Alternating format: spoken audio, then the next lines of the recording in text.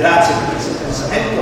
Il mio lavoro, io sono nato nel senso, ho iniziato come giornalista, sono andato negli Stati Uniti, ho deciso di creare una vita di lavoro lì, ormai diversi anni fa, anche se continuo a alternare la vita con l'Italia costantemente, passo qualche mese qui e poi passo dei mesi lì.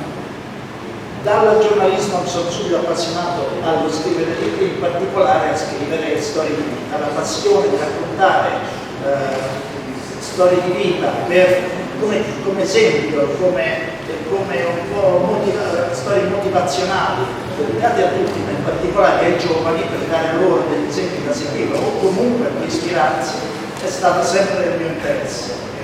A quel punto mi è capitato di cominciare a scrivere anche per personalità. Spesso cosa succede? Che questo lavoro da biografo, ho scritto diversi libri a mio nome, recentemente sta uscendo un libro della storia di una persona, non posso ancora fare il nome, ma è un brasiliano, sicuramente di un forte calibro, con una storia straordinaria, però anche lui nato dal nulla. L'obiettivo mio in quasi tutti i casi è sempre stato quello, potendomelo tra virgolette permettere, nel senso che scelgo le storie da raccontare, cercare storie che sono esempi di vita appunto nati sul nulla, cioè di storie straordinarie di persone ordinarie, è la cosa più affascinante di cui conoscenza.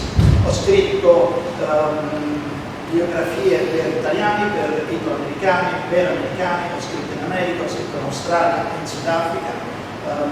La gran parte del mio lavoro si svolge in ghostwriting, quello che è, sicuramente lo conoscerete, è il lavoro in anonimato. Spesso il cliente vuole il suo nome in copertina, c'è un accordo dove io faccio il lavoro, ma naturalmente non compaio, se no non è ringraziamenti a volte, ma non è neanche dovuto.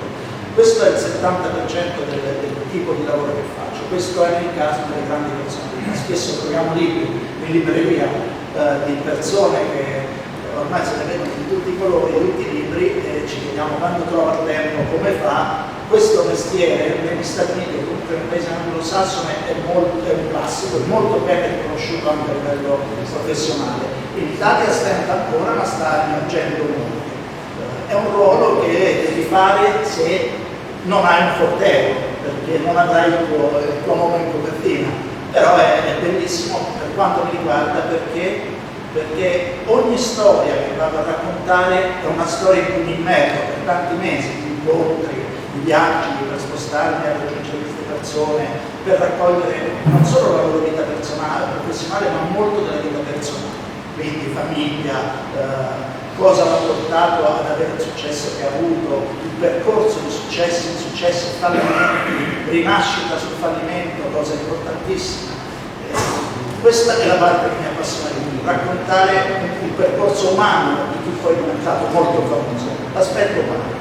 Spero che non vi annoiate, vi ringrazio.